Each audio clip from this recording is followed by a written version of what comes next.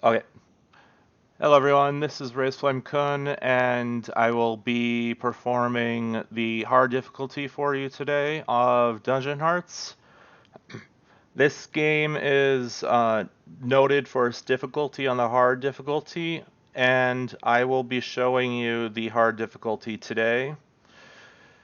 There's a chance that this run will not finish, but hopefully that isn't the case. If you have any questions, feel free to ask, but as this run is extremely intense, I will not be able to read chat during it. If you have any questions, ask in chat, and then Rachel will be able to relay the questions to me as I'm playing. So, without further ado, we will begin. Timing for this, the end timer, I will let you know when. It's not at the end of the final boss, it's at the end of the results screen. So we're going to go ahead and get started. And as soon as I press the play button is when we'll start. So 3, 2, 1, go.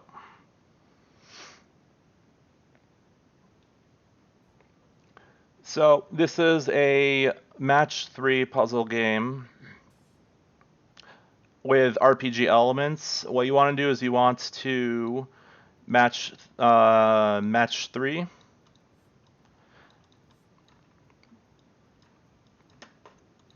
There's going to be a lot that I'm going to need to explain in a fairly short period of time.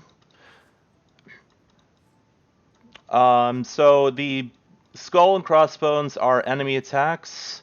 If you get to the enemy, if the enemy attacks get to your heroes on the left side of the screen,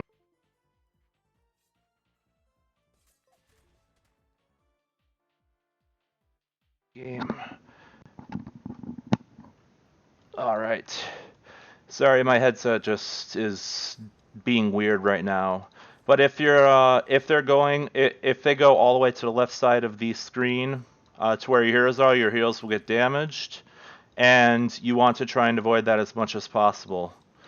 The more different colors you do in a chain, the higher the combo is going to be, which is the number that appears after you do the chain.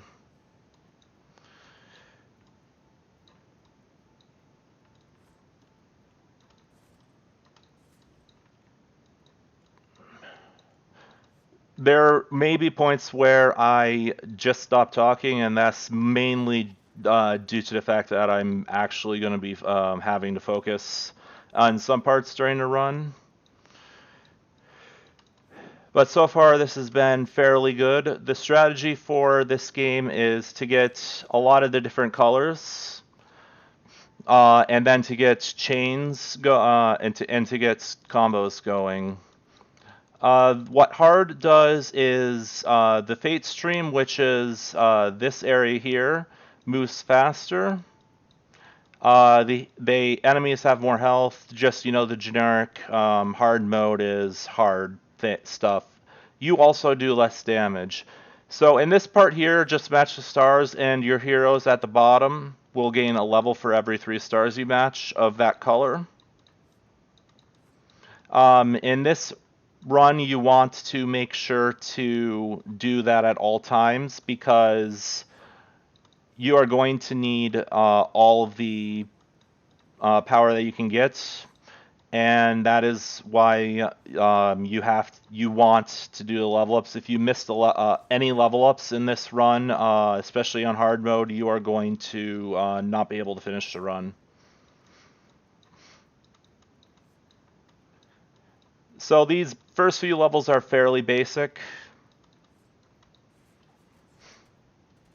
And we're just looking for large chains like that you just saw to finish the level as quickly as possible. This run, we have a decent amount. We have 24 battles that we have to get through.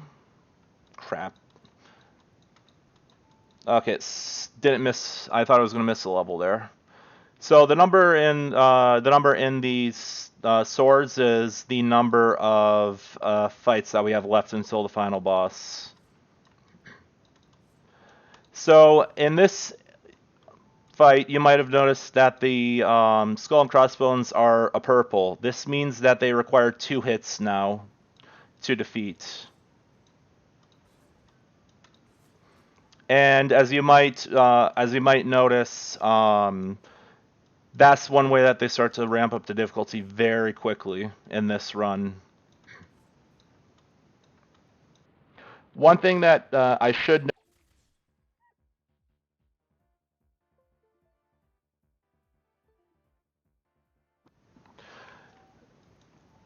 Wow, what the heck is going on with my headset? It keeps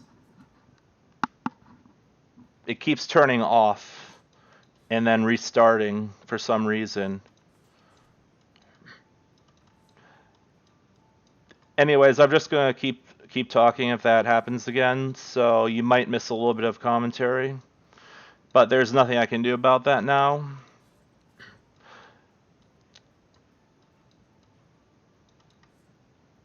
And it's also causing me to lose my train of thought too. Again, sorry if my commentary is all over the place, but I literally got up like 20 minutes ago. Anyways, if you have any questions about the run for right now, since I don't have anything to talk about, let's go ahead and type in chat, and I should be able to answer you. One thing I can talk about is the different characters you see in the top. The one on the top is the fighter. The next one is going to be your mage. The third one is going to be your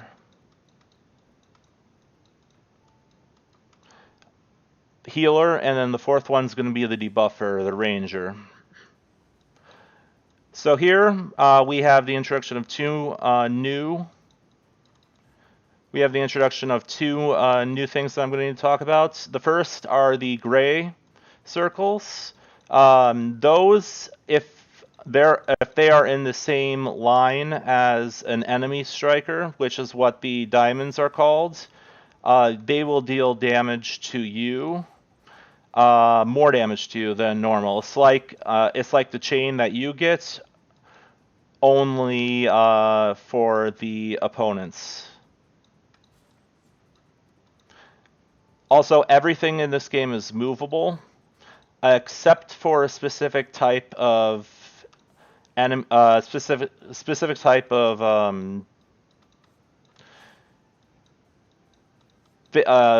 tile that we haven't gotten to yet, and then I will be able to explain that when we do get there. One thing I forgot to mention is the heroes, the colors. The diamonds are called strikers. The circles are called chargers. That's pretty much all that you need to know about that. There's the other thing that you might have seen is that there are these hexagons. Those are hexes. When they get to the end of the screen, much like enemy attacks, they will also deal damage to you, as well as give you they're like status effects that they add to you. So you also want to destroy them as quickly as possible. One thing. Yeah, sure. Go ahead.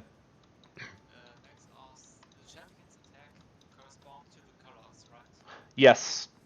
So the blue, so red is the fighter, blue is the mage, blue is the healer, yellow is the mage, and green is the debuffer.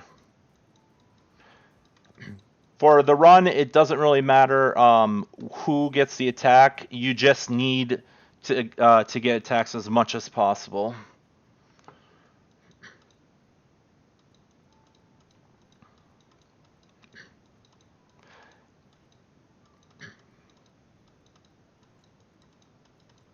That was a pretty. Also, each hero at the bottom of the screen has 3 different abilities that they unlock at different rates. For the healer and the fighter is 10, 20, 40, and that's the level that is required. And then it's 15, 30, 50, I think, for the other two characters. Anyways, in this we get the squares, which cannot be moved. And you'll also see enemy strikers that will also have that property in the future. The other thing that hard mode does is it increases the number of enemy attacks that you get, and it keeps increasing it over the fight until the end of the fight, where basically you're on a time limit. If you don't finish the fight within a certain period of time, you will lose automatically. Because there's just too much on the screen and you won't be able to finish the fight. Because the number of enemy attacks is just too great and you won't be able to do anything about it. Basically, it's like I liken it to a kill screen.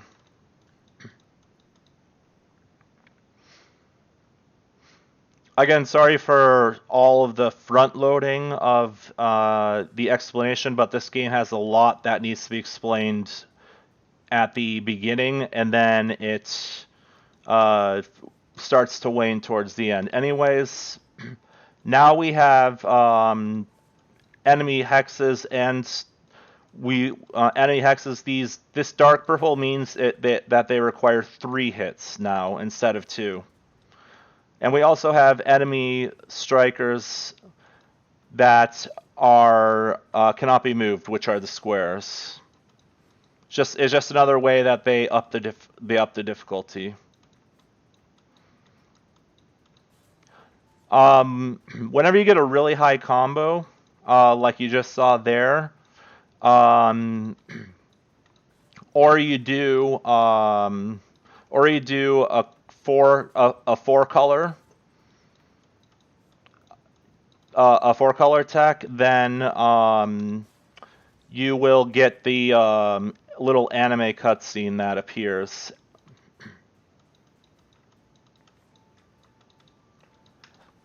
Oh, jeez, that's not good. And that was the wrong attack.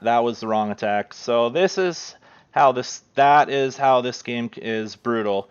So what I created there briefly before everything went to hell is called a Super Striker. Basically what the Super Striker does is it clears everything on the screen and gives you a super attack, basically. That is guaranteed to have a high amount of... It's guaranteed to have a high combo attached to it, because it's based on the number of chargers and strikers on the screen. Each of the hexes also have different effects. I can't really go into all of them because there's too many.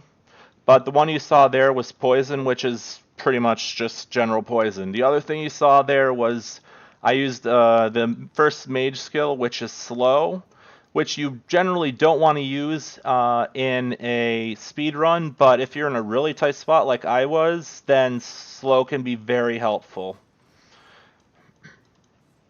And you're almost guaranteed on hard mode to need to use slow at some point.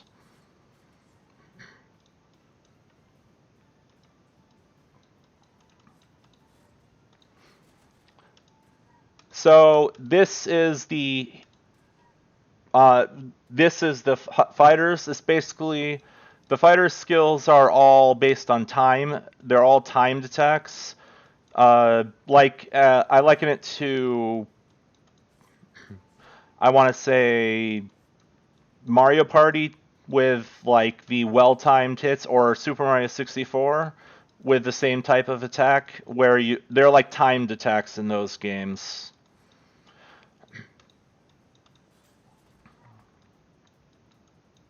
Anyways, I've explained everything that I need to explain for now. So again, if you have any other questions, feel free to ask.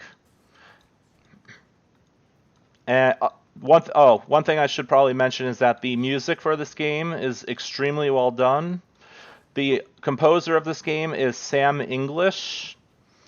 Um, and for what he did in this game, what he did with the soundtrack for this game is absolutely ridiculous for a indie game. Okay, so for I'm not gonna be able to answer questions now. I'm gonna need to focus. This is the first serious time. This is the first gatekeeper of the run. There's a chance I might die here, and death in this game, if you die, the basically you have to start from the beginning again. So I'm gonna be quiet and just enjoy the music. And it's the fight I did not want to see.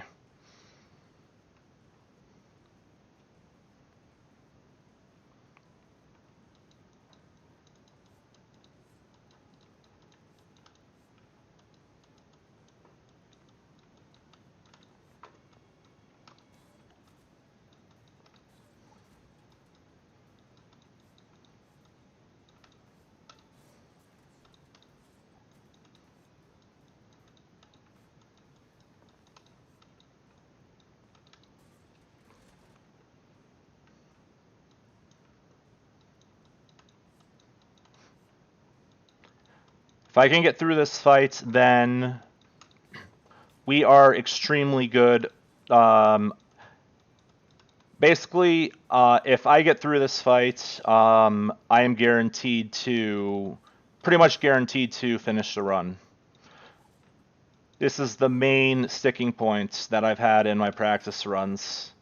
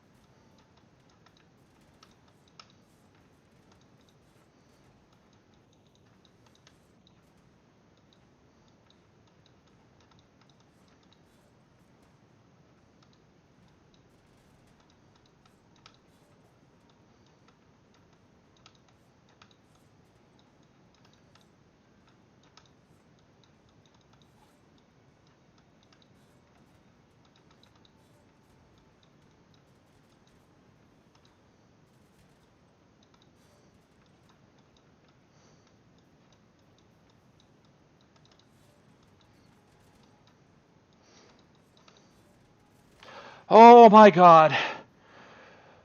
Oh, baby. That's the first time I've beaten that boss on hard. So, yes. Eh,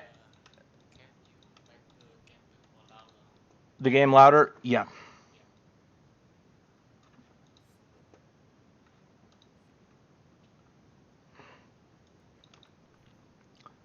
Yeah, I just went ahead and made it louder now. Make it more louder because I hear nothing.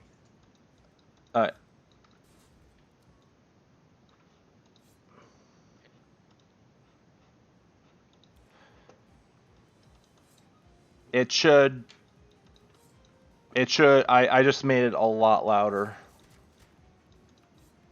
And it's still really soft. Wow, okay. Hold on a sec. It was a really bad fight. Like, Alright. Yeah. very long. Yeah. Hold on a sec. I'm gonna need to rebalance the audio right now.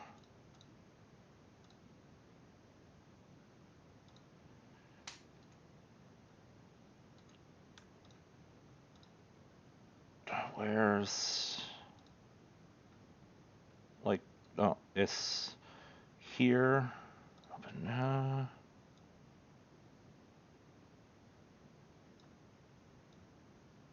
okay, let's see what that does.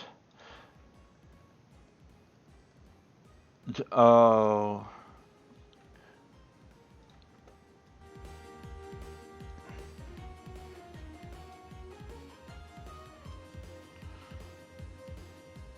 Why is the game so soft?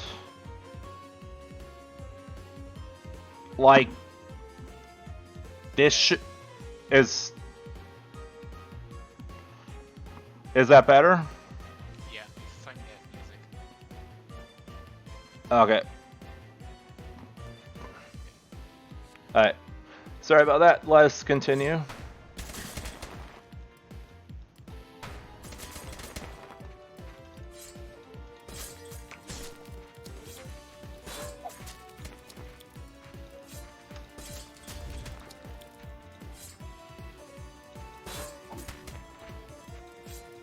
So after that fight, basically that fight left me pretty badly hurt. As you can see in the bottom screen, I am just barely hanging on, but I should still be able to finish this run now. Provided the second boss is the other gatekeeper of this run. And if I don't, and that's the other thing that can happen, if I don't finish, I need to finish this entire run in one go, because as I said before, if I fail fights, then it's an automatic. You basically have to restart the run because you're kicked to the title screen.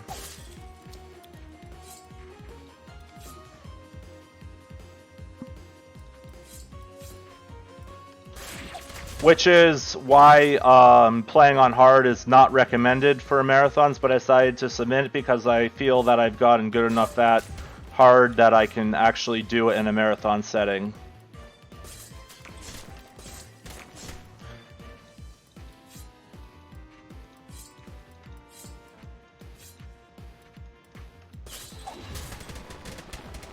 Yeah, it's mainly the bosses that worry me the most, especially the final boss.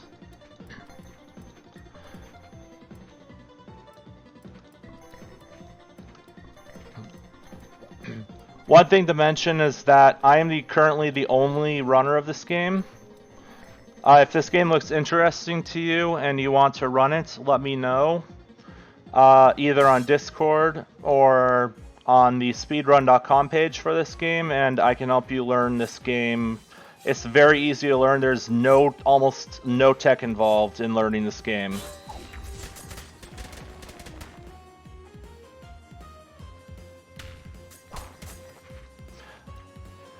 Okay, so here's something I need to explain. There are now colored enemy strikers.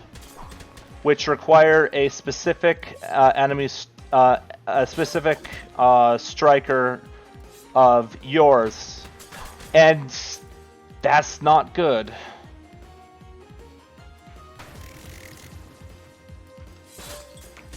So when your character dies, they are now yellowed. They're now yellowed out, which means that, or grayed out, which means that they cannot be used at all, and they now basically become more enemy chargers. So you want to avoid getting a character dead at all costs, because it just makes the game even harder for you.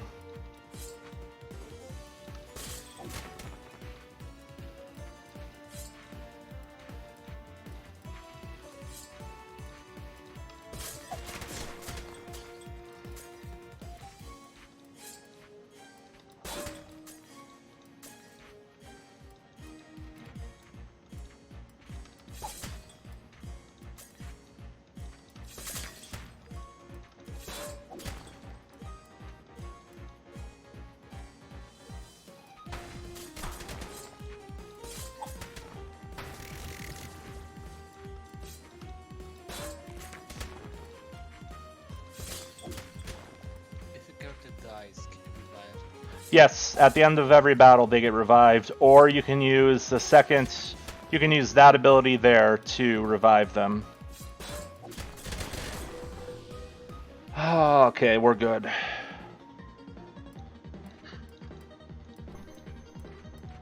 So, pretty soon we're going to get enemy... we're going to get enemy chargers within, or enemy strikers within hero chargers. It's kind of weird, but it'll be a skull and crossbones within hero charger. So basically they act as enemy strikers, but they are in hero chargers, or hero strikers. Or no, chargers. I was right the first time.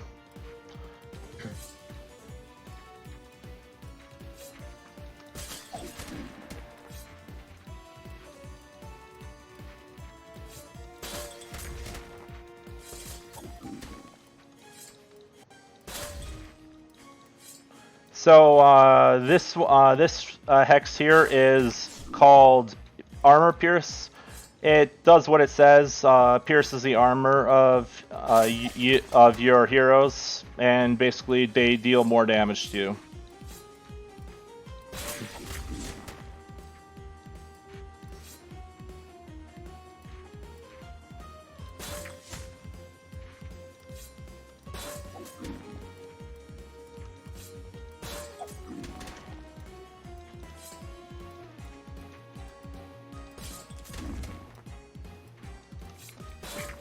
One thing I didn't mention is that whenever you get a combo, as well as whenever you get a... Ooh. Okay, that's going to deal some damage. And as well as whenever you have the same color charger as a hero attack on the same row, like this, the screen stops for a second. And it's just a way for you to get a little reprieve from the action.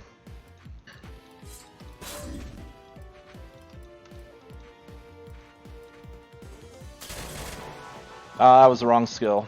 So that's the revive skill. Basically, you just press the button until the Grim Reaper is all the way to the end, the edge like that, and then... And then you're that's how you revive characters in battle.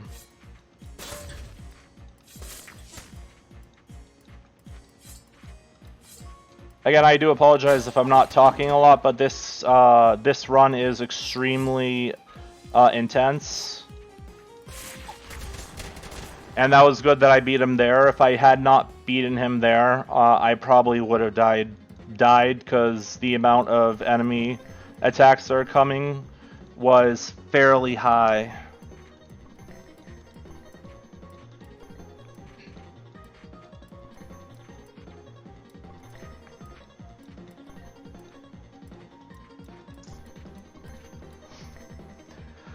Okay, so we're getting closer to the second boss now. We're not quite there yet. This I'm going to make special note of this hex here. This hex is called the fast forward hex.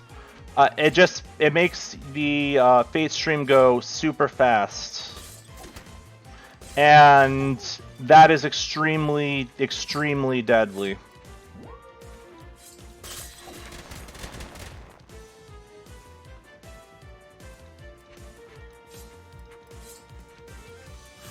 That's one of the ones that you want to get rid of as quickly as possible.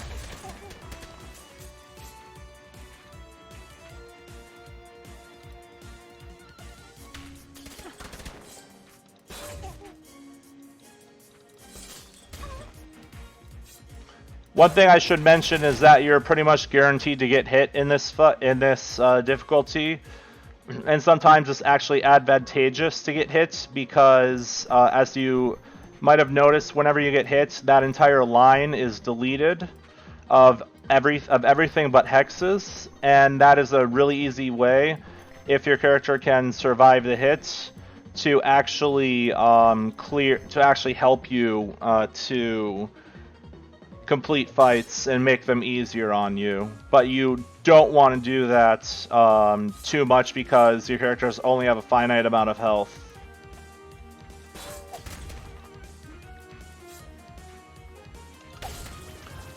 That is not good. So this is the freeze hex, and it basically renders that.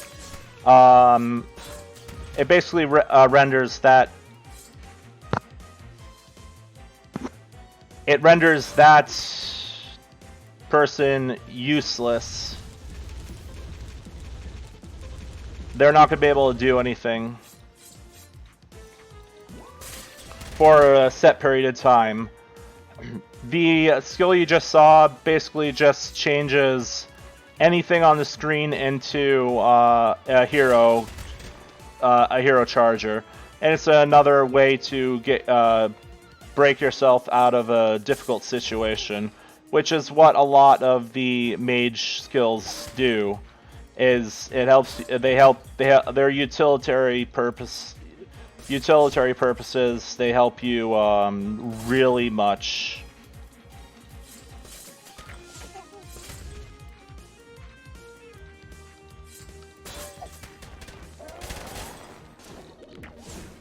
So then, this is the archer skill for... that is basically the same thing as the poison hex.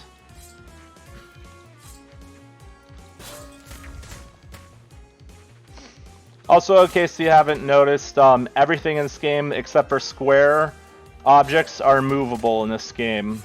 So anything square cannot be moved, everything else can. Including enemy attacks.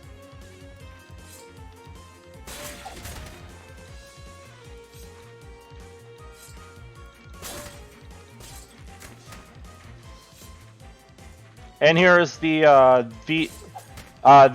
the what I was talking about with the enemy chargers or enemy strikers within hero chargers.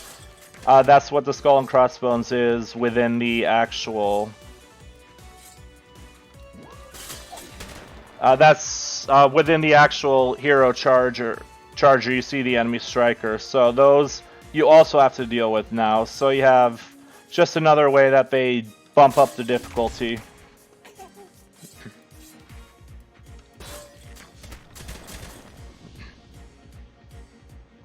Again, apologies for any lag or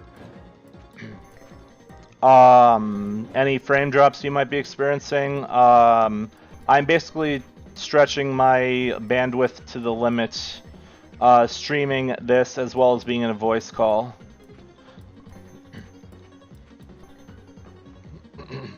So you're going to experience some frame drops. And there's nothing I can do to get around that, unfortunately. But if there are any other questions, feel free to ask, and then Rachel will be able to relay them to me.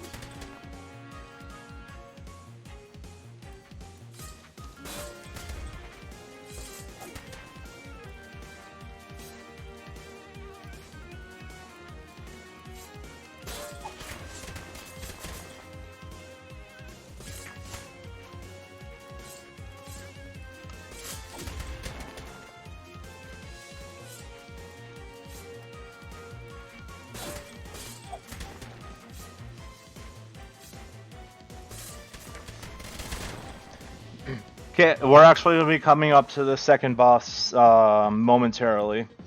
And that's going to be another serious time for me because it's another gatekeeper. If I can get through that fight, then I am pretty much guaranteed to finish unless the final boss goes very poorly.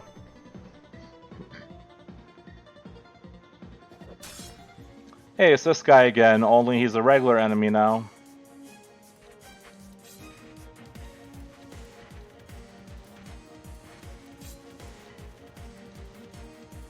Thankfully, this guy, as a normal enemy, isn't anywhere near as dangerous as his boss counterpart is.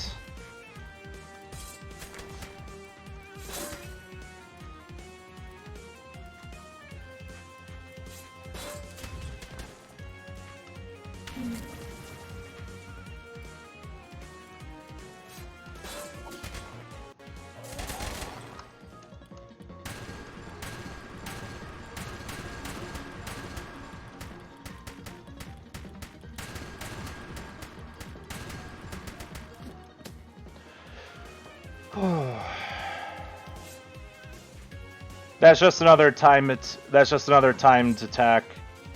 Little minigame you have to play. And that basically brought him to near death, which is good. Because some of these, running this category in particular, it's all about what fights you get. If you get really, really bad fights, then you can lose a lot of time. So this game's RNG is all about which fights you get, but I will explain that more. This is the second boss, and I'm gonna need some quiet for this.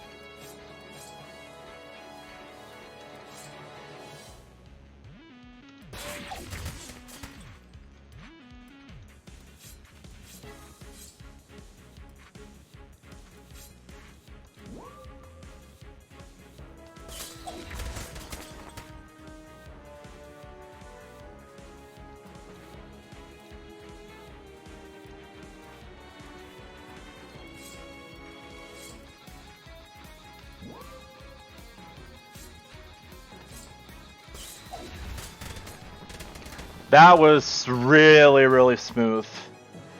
So we're now pretty much guaranteed to finish this run, except the final boss can still kill me, but I will explain that fight probably a couple. I'm going to need to explain that fight a couple fights before the actual final boss because I'm not going to be able to. It's tradition that I am silent for the entire final boss.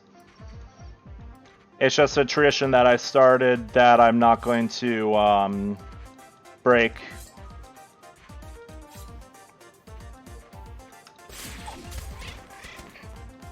So we finally have the enemy chargers, which are the circles that are now square.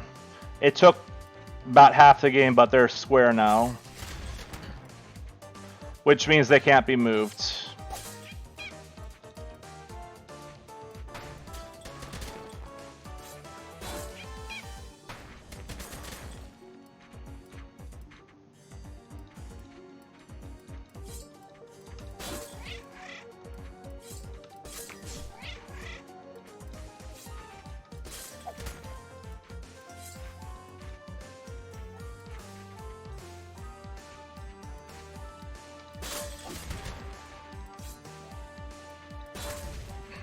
But we're getting close to the end. We're getting fairly close to the end of this run, thankfully. Because this category is brutal to run, and I usually only want to run it once every. I don't. It's a run that's very demanding, and it's not one that you should run too frequently, because if you do, you can get really burnt out very, very quickly. Because a lot of crap can go wrong. And the rate of runs finished to runs not finished is pretty high. Like, I would say, on average, I finish about 30% of the runs that I start.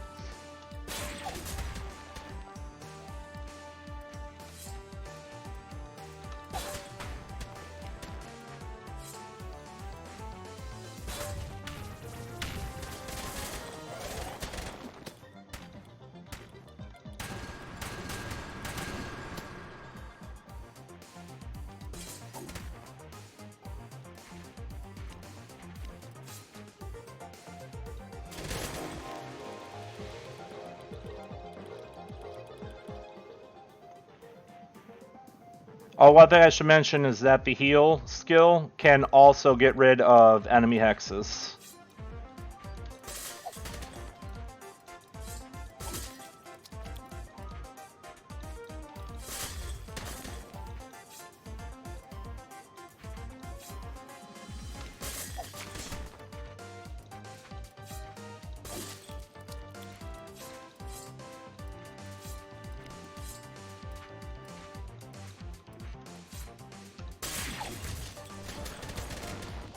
Alright, so really quickly, what you saw right there, the bomb hex, that is one of the most dangerous hexes in the entire game.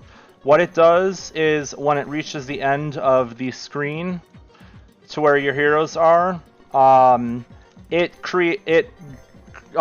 entire line of the Fate stream, it creates enemy chargers for that entire line. And if there's another enemy striker that's coming, and it hits that, it's a guarantee one kill on that on that hero, and that's really bad. So that's one of the hexes that you want to get rid of as quickly as possible as well. There aren't too many that you want to prioritize, but that's definitely one that you want to prioritize as well.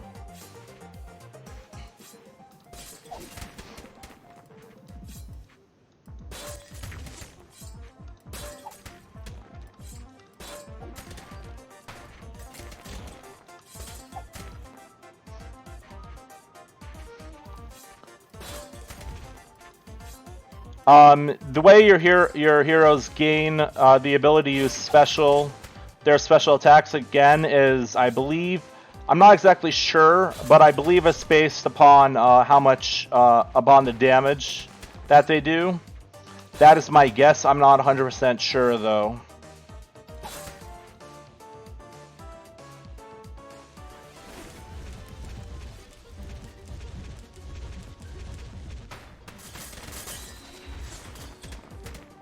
Okay, this is not a good situation.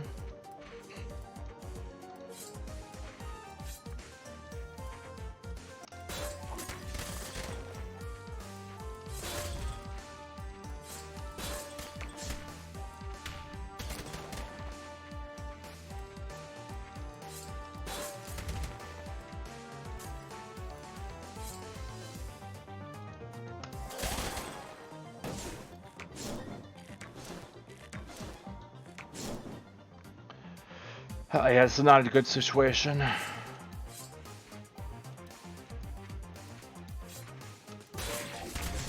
But we got through it.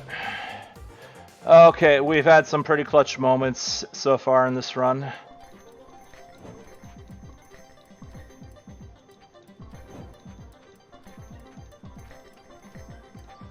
But we're almost to the end. And I really want to get to the final boss for you guys. Like, really badly. Because the final boss music is epic.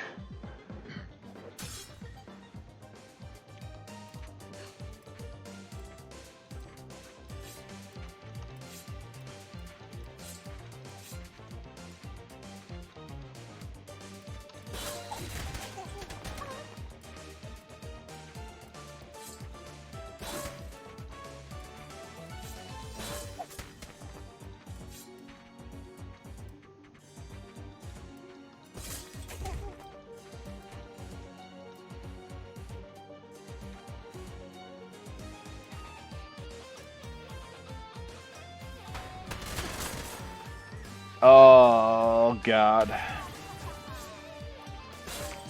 This might be a run. This might be the end of the run.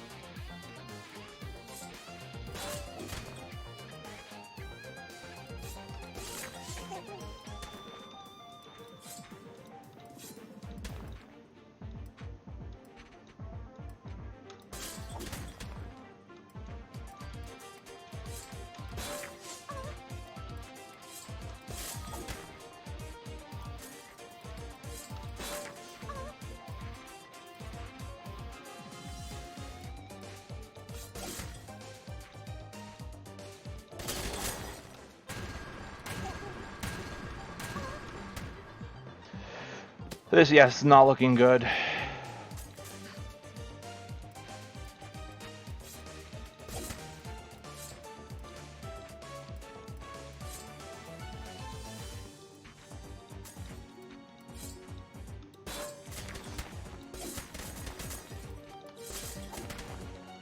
I can somehow get myself out of this, that would be absolutely amazing.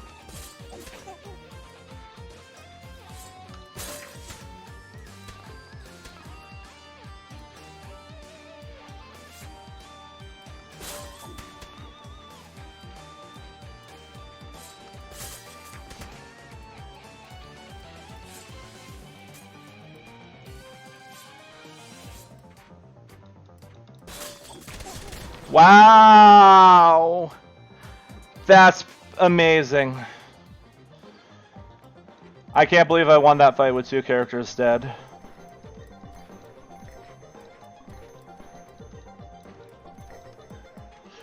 Yeah, so from now until the end, there's not going to be much talking for me because I'm going to need to focus. So just sit back and enjoy. I will interject with things when if I need to.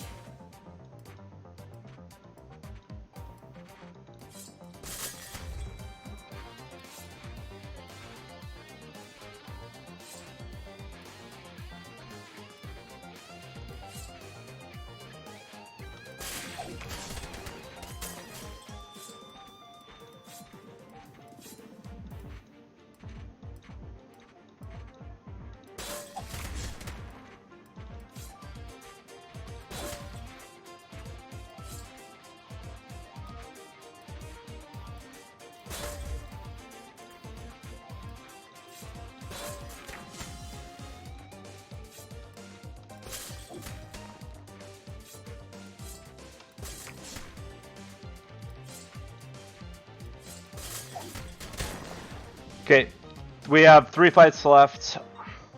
We have the next 2 fights and then the final boss. So I'm going to start explaining the final boss now because I'm not going to be talking during the entire final boss. The final boss is the old one. He's the only enemy in the game that can vary the fate stream, which is how fast this moves. He's the only enemy that can actually modify how fast it can move during the fight. So there are going to be some points where the entire where he's going to stop the entire fate stream, and then he can also make it go super fast. So on top of that, he has his own hex called Nether Breath, I believe. What that does is it's always armored 3 times, so you have to hit it 3 times in order to defeat it. And what it does is when it reaches the end of your fate stream is what it basically does is it gives 1 random hex to every character. So it's extremely devastating. It's one that you want to get rid of as quickly as possible, because that can really do a lot of damage if you're not careful. And it's a random hex from a set list, and the set list is pretty mean. Part of the set list is lifesteal, which means it's like poison.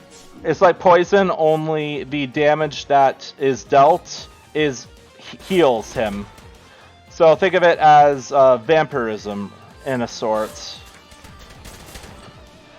On top of that, there are sections where the amount of enemy attacks that he sends out is so high that the only way to get through it is either to use an ability or to have a supercharger, which is the square, the white and gray checkered square, which you get by combining 3 of the same color hero charger together. And this is not a good fight.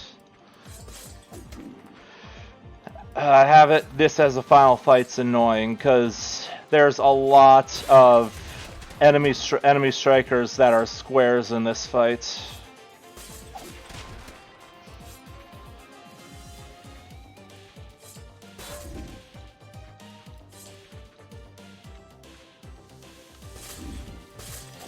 On the other hand, though, the amount of hexes and stuff that he sends your way isn't that high, so it's not bad in that regard.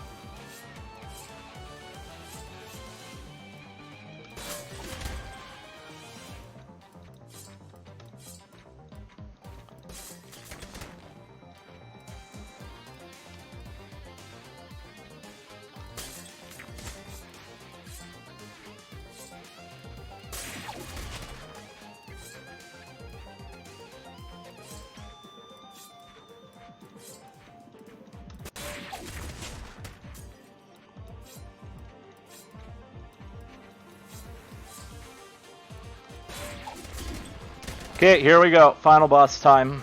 I'm gonna be quiet. Enjoy the music.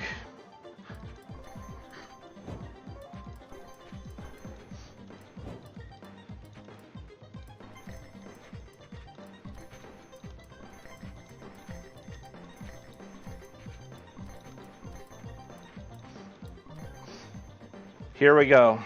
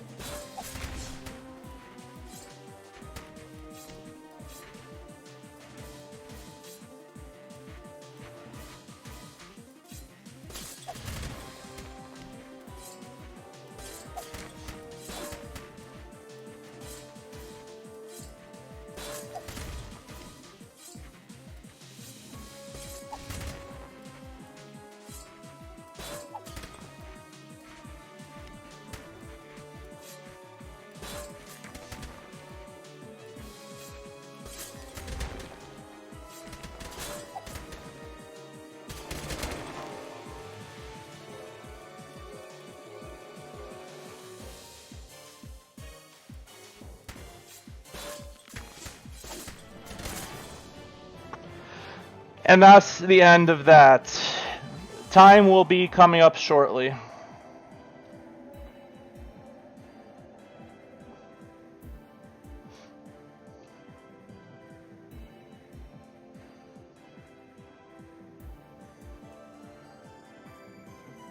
GG.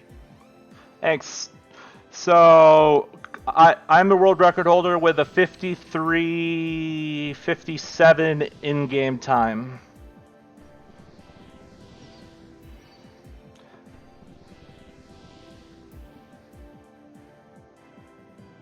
Don't ask me what happens here. I have no fucking clue. Like, I literally don't know. They all die. I don't know. But time is now.